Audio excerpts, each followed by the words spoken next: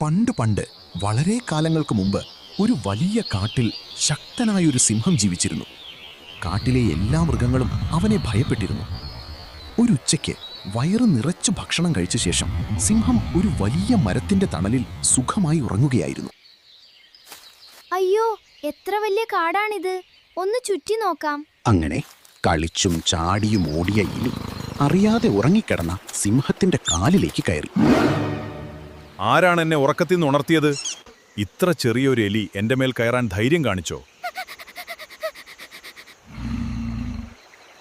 ക്ഷമിക്കണം സിംഹരാജാവേ, സിംഹത്തോട് ക്ഷമ ചോദിച്ചു. ഞാൻ മനഃപൂർവ്വം ചെയ്തതല്ല. ഇനി ഒരിക്കലും ആവർത്തിക്കില്ലെന്നും അത് പറഞ്ഞു. തന്നെ വെറുതെ വിട്ടാൽ ഒരു ദിവസം സഹായിക്കാമെന്നും എലി വാഗ്ദാനം ചെയ്തു.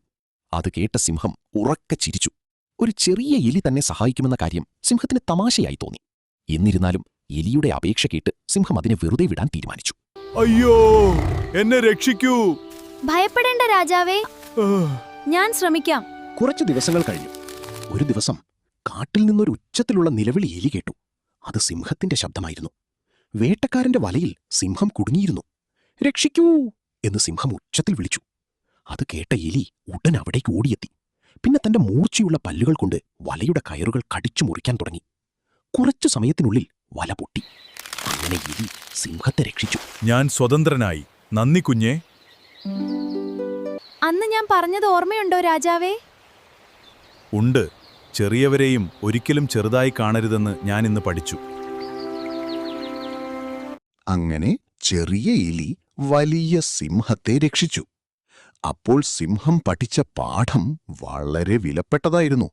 വലിപ്പമല്ല, നല്ല മനസ്സാണ് ഏറ്റവും വലിയ ശക്തി. അന്നുമുതൽ അവർ നല്ല സുഹൃത്തുക്കളായി സന്തോഷത്തോടെ ജീവിച്ചു. കുട്ടികളെ, ഈ കഥ നിങ്ങൾക്കിഷ്ടമായെങ്കിൽ ഞങ്ങളുടെ ചാനൽ സബ്സ്ക്രൈബ് ചെയ്യൂ.